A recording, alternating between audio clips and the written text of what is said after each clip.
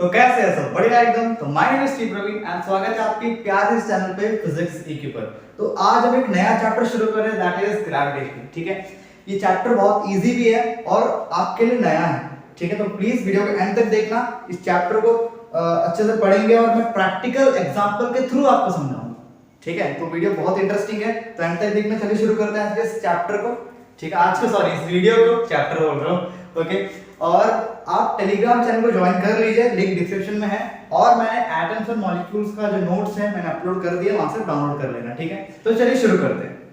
अभी देखो ग्रेविटेशन है क्या, समझाता हूं। देखो, gravitation is nothing but force. Gravitation क्या है? एक फोर्स है जो लगता है दो ऑब्जेक्ट के बीच में। ठीक है, इससे मतलब इसको पहले समझने से पहले ना एक बढ़िया स्टोरी बताता हूँ। ठीक है, जो बहुत फेमस है, सब जानते हैं, हमारे न्यूटन अंकल के बारे में। ठीक है, एक पेड़ था। ठीक है, एक पेड़ है, वाह क्या सुंदर ड्राइंग है। एक पेड़ था, उसमें क्या था? एप्पल था। क्या था? एप्पल था। ठीक है, एप्पल, यहाँ पूरा एप्पल था। ठीक है, पेड़ में एप्पल था। तब क्या हुआ, अंकल यहाँ पे न्यूटन अंकल क्या थे, ऐसे बैठे थे। ठीक है, न्यूटन अंकल क्या कर रहे थे? इधर ऐसे बैठे थे, कुछ सोच रहे थे। ठीक है, न्यूटन अंकल ऐसे बैठकर सोच रहे थे। ठीक है, देखो स्माइल कर रहे हैं न्यूटन अंकल, सोच रहे थे। तभी क्या हुआ, एक एप्पल यहां से टूट के अंकल का सिर में गिरा। ठीक है, फिर एप्पल अंकल के सिर में गिर के फिर एप्पल सामने गिर गया। ठीक है, फिर अंकल ने सोचा ये एप्पल सिर में क्यों गिरा, मतलब एप्पल नीचे क्यों गिरा? एप्पल ऊपर भी तो जा सकता था, एप्पल नीचे ही क्यों गिरा? ये अंकल ने तब सोचा। तो ऐसे जन्म होता है हमारा ग्रेविटेशन चैप्टर का। ठीक है, और एक बात बोला जाए, ये जो अंकल का जो कहानी बना के रखे हैं ना, मतलब ना बहुत झूठ है। अरे ऐसा थोड़ी ना हो जाता है, कुछ गिर गया उससे लॉ बना दिया, ऐसा नहीं होता है। इससे अंकल से पहले बहुत सारे साइंटिस्ट ने मतलब रिसर्च कर रहे थे ग्रेविटेशन के ऊपर। ठीक है, करते लास्ट अंकल ने, सबने प्रैक्टिस अपने, सबने पूरा मेहनत किया, तो अंकल को चीज मिला। ठीक है, लेकिन ऐसे ही मतलब मजाक के लिए अंकल को मतलब एप्पल गिरा और वहां से ग्रेविटेशन निकल गया, ऐसे नहीं होता है। इसके ऊपर बहुत रिसर्च है। ठीक है, बहुत सालों पहले। ठीक है, और बहुत साइंटिस्टों ने तो अपना पूरा जीवन इसे फाइंड करने के लिए लगा दिया। ठीक है, ओके, लेकिन स्टोरी मजा आता है ना। और एक चीज है, मैंने एक लड़की को पढ़ाया था। ठीक है, मेरे भाई का दोस्त था। ठीक है, मैंने उसको पढ़ाया था। वो क्या कहता है, अभी जो एप्पल गिरा ना, इसके बदले अगर कोकोनट नारियल गिर गया होता तो इसके बदले अगर नारियल गिर गया होता तो आज हम पढ़ते ही नहीं थे। बात तो सही है। ठीक है, सही है ना? आप ये सोचते हो क्या? कमेंट में बोलना। ठीक है, लेकिन आसान चैप्टर है, मजा आएगा। ठीक है, ओके, तो समझ में आ गया ग्रेविटेशन है क्या, कैसे उसका मतलब स्टोरी बना। ठीक है, समझ में आ गया। ओके, तो अभी समझते हैं ग्रेविटेशन असल में है क्या। Gravitation is a force between two object, force between two objects. ठीक है, अभी देखो, एक ऑब्जेक्ट O1, एक ऑब्जेक्ट O2, इन दोनों के बीच में फोर्स लगता है, दैट इज कॉल्ड ग्रेविटेशन, और कुछ नहीं है। ठीक है, और हमारे न्यूटन अंकल ने बोला कि सिर्फ अर्थ और हमारे बीच में ही फोर्स नहीं लगता है, और हर एक ऑब्जेक्ट में एक फोर्स लगाता है। ठीक है, जैसे कि पेन और मैं। ठीक है, इस तरह से समझ में आया, हर एक ऑब्जेक्ट एक दूसरे से फोर्स लगा रहा है, दैट इज कॉल्ड ग्रेविटेशन। ठीक है, और अभी जो अर्थ है हमारा, अर्थ हमें टांग कर रखता है। किससे टांग कर रखता है? हमें पकड़ कर रखता है। और मैं रहता हूँ, मान लीजिए अर्थ है, मैं रहता हूँ अंडमान निकोबार आइलैंड्स में, यहाँ पर कहीं पे। ठीक है, यहाँ पर कहीं पे। अभी इस तरह होने से अर्थ मैं इस तरह खड़ा होना चाहिए था, है मतलब इस तरह कुछ खड़ा होना चाहिए था, बट देखिए एकदम सीधा है ना? क्यों? Because of gravitation. समझ में आया? बिकॉज ऑफ ग्रेविटेशन, क्योंकि हमें ग्रेविटेशन फोर्स हमें टांग कर रखता है। ठीक है, समझ में आ गया? ओके, आप इसको ग्रेविटेशन भी बोल सकते हो या फिर ग्रेविटेशनल फोर्स भी बोल सकते हो। समझ में आ गया? इतना क्लियर है? ओके, ग्रेविटेशन है क्या? Force between two objects. ठीक है, इसी टॉपिक में आगे बढ़ते हैं, that is universal law of gravitation, जो बहुत इंपॉर्टेंट है आपके एग्जाम पॉइंट ऑफ व्यू से भी, और इस चैप्टर में भी सबसे इंपॉर्टेंट है। ठीक है, तो चलो इसे पढ़ते हैं। चलो देखते हैं यूनिवर्सल लॉ ऑफ ग्रेविटेशन। ठीक है, तो पहले डेफिनेशन पढ़ता हूं फिर समझाऊंगा। ठीक है, पहले टॉपिक का समझ लो पहले मतलब क्या है।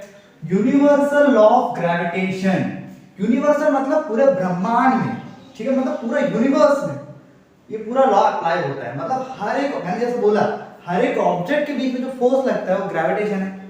ठीक है, वही यहाँ पर हम पढ़ने वाले हैं। ये यूनिवर्सल है, मतलब हर एक जगह पर लगेगा। ठीक है, मतलब जैसे सन पूरा प्लैनेट्स को पकड़ के रखता है ना, प्लैनेट्स के अराउंड घूमते हैं, कैसे?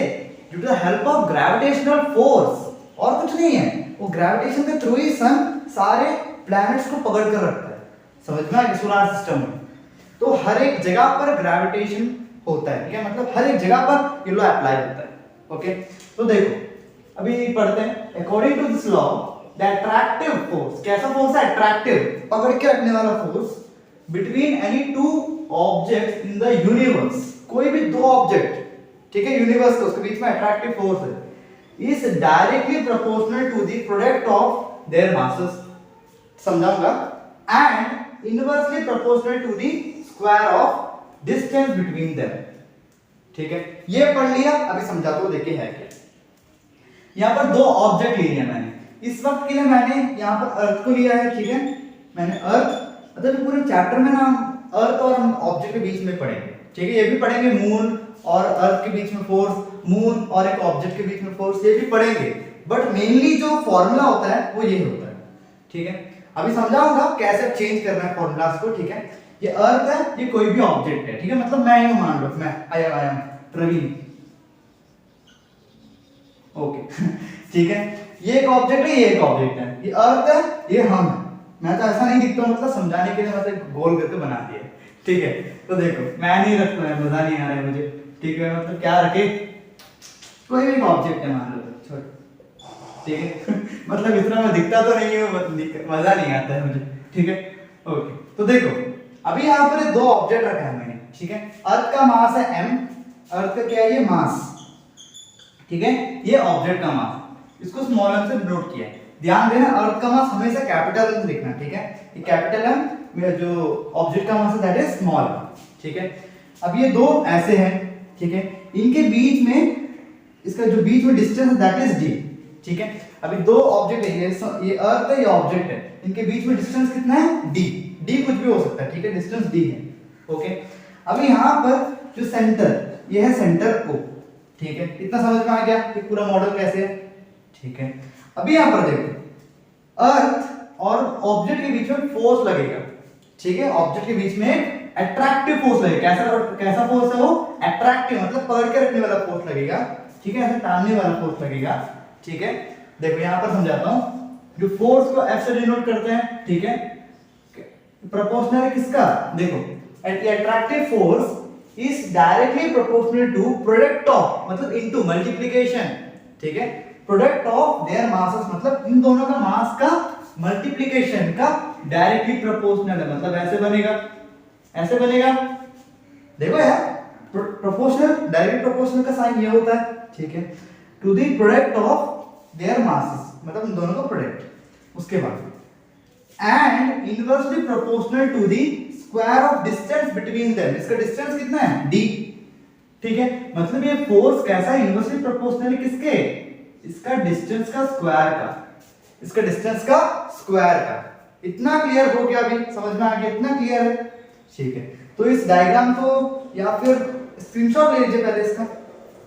हो गया स्क्रीनशॉट? ठीक है, मैं इसको मीट दूंगा। ओके, मैं पूरा बढ़िया समझाना है मुझे, आपको डेरिवेशन के थ्रू बढ़िया समझाऊंगा। ठीक है, तो उसको मीट दे दो मैं। ओके, अभी देखो ये समझ में आ गया कैसे है। अभी देखो एक ही तो फोर्स है ना, ये सेम फोर्स है, इसको कंबाइन करो। ये इक्वेशन नंबर 1 मान लो, इसको इक्वेशन नंबर 2 मान लो। ठीक है, ये डेरिवेशन है, डेरिवेशन एग्जाम में आपको नहीं पूछेगा, पूछ भी सकता है। ठीक है, तो इंपॉर्टेंट है। ठीक है, अभी क्लास 11 12 में तो हमें डेरिवेशन ही पढ़ना है पूरा। ठीक है, तो यहाँ पर इन दोनों कंबाइन करो। जब कंबाइन करेंगे कैसे लिखेंगे? डायरेक्टली प्रोपोर्शनल भी है और साथ साथ इनवर्सली प्रोपोर्शनल भी है। ठीक, क्योंकि दोनों फोर्स सेम है ना, सेम ही तो फोर्स है। ठीक है, अभी जैसे मैंने आपको बोला था, अगर हमें प्रोपोर्शनल साइन हटाना है, ठीक है, अगर हटाना है तो हम कांस्टेंट से मल्टीप्लाई करते हैं, कांस्टेंट। ठीक है, इक्वल टू वो कांस्टेंट है g। ठीक, क्या है? कांस्टेंट है g। तो ये निकल के आया फॉर्मूला, ठीक है। और जी को हम लोग कहते हैं universal gravitational constant, gravitational constant, ठीक है। और इसका वैल्यू होता है 6.67 into 10 to the power -11 newton metre square पर केजी स्क्वायर, ठीक है। ये होता है इसका वैल्यू, तो याद कर लेना, ठीक है। एग्जाम में न्यूमेरिकल साइन मतलब क्वेश्चन साइन को सॉल्व करने के लिए फोर्स निकालो बोलेंगे या फिर बोलेंगे डिस्टेंस निकालो बोलेंगे, है ना। तो उस जगह पर जी वैल्यू पता होना चाहिए, तो बहुत इंपॉर्टेंट है, ठीक है। तो याद कर लेना 6.67 into 10 to the power -7 newton metre square पर केजी स्क्वायर, ठीक है। और मैं आपको ये भी सिखा दूंगा कि कैसे हम जी का ये मतलब अगर आपको ये याद नहीं हुआ तो क्या करेंगे, अगर आप भूल गए, मान लो आप अगर भूल गए तो कैसे फाइंड करेंगे वो बता दूंगा, ठीक है। तो इतना क्लियर है, बोलिए क्लियर है, ओके। हमने फॉर्मूला पढ़ लिया लेकिन उसका कॉन्सेप्ट देखो आप, ठीक है। अभी ये इंपॉर्टेंट है, बहुत इंपॉर्टेंट है, तो अभी बिल्कुल वीडियो स्किप नहीं करना, ध्यान से देखना, ठीक है। अभी चलो इसको लिख देता हूं, यहाँ पे यहाँ लिख देता हूं, ओके। फिर यहाँ पर लिख देता हूं F equals to G M M upon D square, ठीक है। अभी यहाँ पर देखो, इसको ऐसे लिख सकते, अभी इसको मैं थोड़ी देर के लिए ऐसे लिखता हूँ, ठीक है। अभी जी को रहने दो, समझाना है कुछ मेरे को, ऐसे भी समझ में आ जाएगा बट इस तरह से थोड़ा अच्छा समझ आएगा, देखो। एफ क्या है, डायरेक्टली प्रोपोर्शनल है मास का, किसका प्रोपोर्शनल है, मास का। मतलब क्या है, अगर मास बढ़ गया, अगर क्या होगा, मास अगर बढ़ गया तो फोर्स भी ज्यादा बढ़ जाएगा। देखो देखो, force is directly proportional to mass, मतलब अगर मास ज्यादा है तो फोर्स भी ज्यादा रहेगा, ठीक है। अब ये प्रैक्टिकल एग्जांपल से समझो, ठीक है। देखो अभी यहां पर मैं कुछ लेता हूं, चलो मैं पेन तो नहीं फेंकूंगा, कुछ एक चीज लाता है, 1 मिनट, ओके। ध्यान से देखो, मैं टेप ला दिया, ठीक है। अभी टेप को मैं यहां से फेंकता हूं, ध्यान से देखना, ऊपर फेंकता हूं, गिरेगा, गिर गया, गिर गया, गिर गया ना। अभी और एक थोड़ा वेट वाला चीज लाता हूं, ठीक है। अभी ये थोड़ा स्क्रू ड्राइवर है, इसको फेंको, ये और जल्दी गिर रहा है। अब देख सकते हैं ये और जल्दी गिर रहा है, क्यों, देखो। अभी और एक भारी चीज देखता हूं, और कुछ है नहीं मेरे पास, देखता हूं, 1 मिनट। तो मैंने घर का ताला को लाया है, ठीक है। अभी देखो ये कितना जोर से गिरेगा, ये और स्पीड है, आपको बराबर दिख नहीं रहा होगा लेकिन ये और जल्दी गिर रहा है, ठीक है, कंपेयर टू जो मैंने अभी जो चीज फेंकी, ठीक है। क्यों, और एक एग्जांपल देता हूं, ठीक है। चलो एक पन्नी, ठीक है, पन्नी मैंने खा के नीचे फेंक दिया था, तो पन्नी, ओके। अब इसको आराम देखो, कितना आराम से गिर रहा है, देखो मैं ऊपर फेंकता हूं, देखो कितना आराम से गिर रहा है ना। क्यों इतना आराम से गिर रहा है, और कुछ चीज है मेरे पास, चलो और चीज मिल गया मेरे पास, ठीक। ये पेपर कितना आराम से नीचे गिरा, देखो ये क्यों नीचे अभी कोई चीज मैं फेंक, इतना सारे चीज एग्जांपल मैंने बताया, स्क्रू ड्राइवर का, टेप, ताला, देन पेपर, देन पन्नी, देखो सब में क्या क्या डिफरेंस था, मास का डिफरेंस था, सबका जो मास था अलग था, ठीक है। और देखो कौन जल्दी गिर रहा था, जो भारी था, है ना। मतलब जो मास ज्यादा होगा तो फोर्स भी ज्यादा लगेगा, एग्जांपल समझ में आ गया। अभी जो पन्नी था, पेपर था, उसका मास बहुत हल्का था, ठीक है, उस कारण से वो आराम से गिर रहा था। गिरने का मतलब क्या है, ये अर्थ है, ये ऑब्जेक्ट है, इसके पीछे फोर्स कैसा है, बहुत वीक है, क्योंकि उसका मास बहुत कम है, ठीक है। वही जब मैंने ताला को फेंका, तो ताला को मैंने जब इसको फेंका, नीचे नहीं गिराऊंगा तो काम नहीं करेगा, ठीक है। और अभी यहाँ पे देखो, ताला को जब फेंकेंगे तो इसका मास ज्यादा है, तो अर्थ इसको ज्यादा अट्रैक्ट करेगा, जल्दी ये नीचे गिरेगा, ठीक है, जल्दी ये नीचे गिरेगा, समझ में आ गया, ओके ओके। चलो अभी देखो दूसरा क्या है, दूसरा है inversely proportional to square of distance. ये क्या है, फोर्स इनवर्सली प्रोपोर्शनल है डिस्टेंस का, ठीक है। अगर डिस्टेंस ज्यादा हुआ तो फोर्स कम लगेगा, अगर डिस्टेंस कम है तो फोर्स ज्यादा है, इस तरह। अभी समझो इसको ध्यान से, ठीक है। अभी यहां पे देखो, हम अर्थ, ठीक है, अर्थ मान लो यहां पे अर्थ, ठीक है, अर्थ। अब ये एटमॉस्फेयर है, उसके पीछे ट्रोपोस्फियर जो है ना, लेयर्स होते हैं, हम सबसे ऊपर चले जाए, बहुत हाइट में चले जाए, तो यहाँ पे ग्रेविटेशन ज्यादा होगा नहीं होगा, तो वहां पर तो ग्रेविटेशन ही कम होगा, ठीक है। तो यहाँ ग्रेविटेशन दूर में क्यों कम है? अभी यहाँ पर हम चंद्रयान 3 सक्सेसफुल हो गए हैं, चंद्रयान 3 तो मून में पहुंच गया। और ये एक जीके क्वेश्चन है, जीके क्वेश्चन बोल रहा हूं आपको, याद रखना। जहां पर मून में, मान लो मून है, जहां पर साउथ में, जहां पर चंद्रयान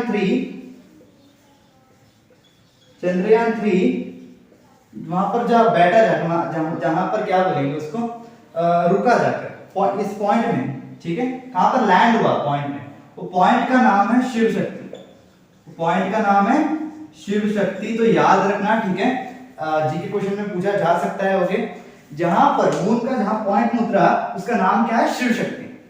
ओके, अभी मेरे बोलने का मतलब था, ये तो क्लियर हो गया ना, ठीक है। हम स्पेस में जाते हैं, है ना, स्पेस में जाने से वहां ग्रेविटी होता है? नहीं होता है वहां ग्रेविटी, ठीक है। क्यों ग्रेविटी नहीं होता है? बिकॉज अर्थ और जो ऑब्जेक्ट है उसका जो डिस्टेंस बहुत ज्यादा है, इस कारण से वहां पर फोर्स बहुत कम हो जाता है, समझ में आया? इसीलिए वहां ग्रेविटी नहीं है बोलते। अभी क्लियर है? ठीक है, चलो समझ में आ गया बढ़िया से। और याद रखना, जहां पर चंद्रयान 3 लैंड हुआ था उस पॉइंट का नाम है शिव शक्ति, ठीक है।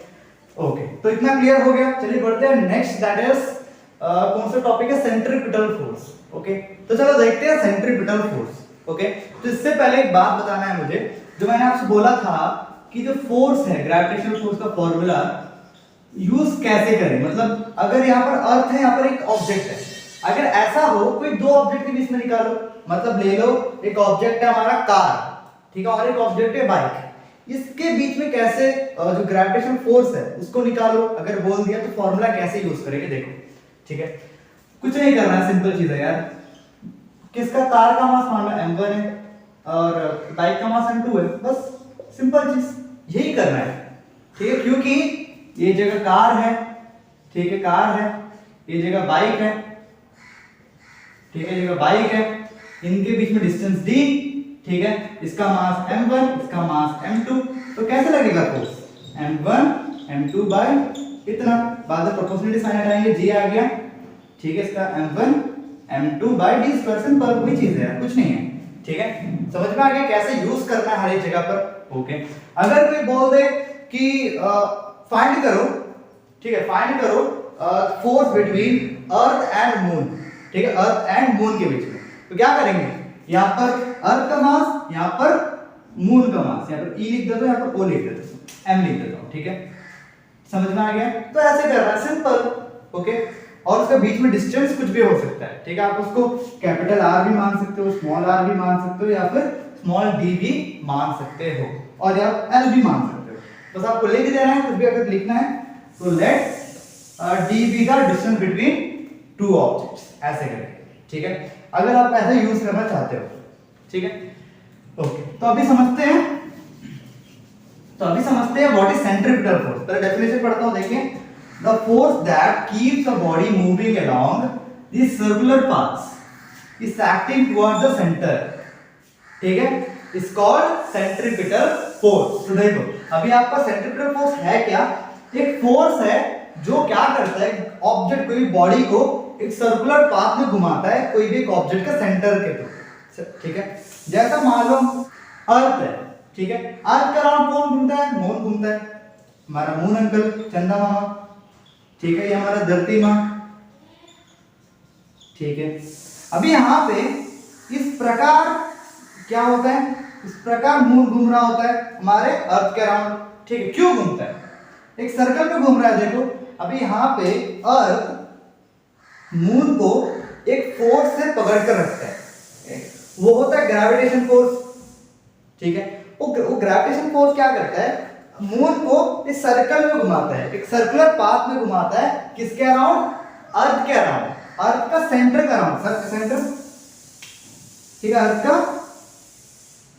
सेंटर, अर्थ का सेंटर है, यहीं से तो ग्रेविटेशनल फोर्स लगेगा, ठीक है। तो यहां से इसका सेंटर का अराउंड इस तरह घुमा रहा है एक force, that force is called centripetal force. Clear? Okay, अभी कोई भी ऑब्जेक्ट दूसरे ऑब्जेक्ट का सर्कुलर पाथ में घूमता है, दूसरे ऑब्जेक्ट का अराउंड में सर्कुलर पाथ में घूम रहा है, ठीक है। एक एक फोर्स से घूम रहा है, ठीक है। अगर वो फोर्स नहीं होता तो कैसे होता, अगर फोर्स नहीं लगता तो ऐसे जाकर इस तरह चले जाता ड्यू टू इनर्शिया, इस तरह चले जाता ड्यू टू इनर्शिया, इनर्शिया याद है ना। ओके ओके, अब यहाँ पे फोर्स है जिसको क्या करता है, सर्कल में घुमाने के लिए काम कर रहा है, फोर्स है, that force is called centripetal force. समझ में आ गया, क्लियर है, ठीक है। ओके, और भी जिसमें बचा है कि नहीं देख लेता हूं। ओके, और कुछ नहीं बचा हुआ है।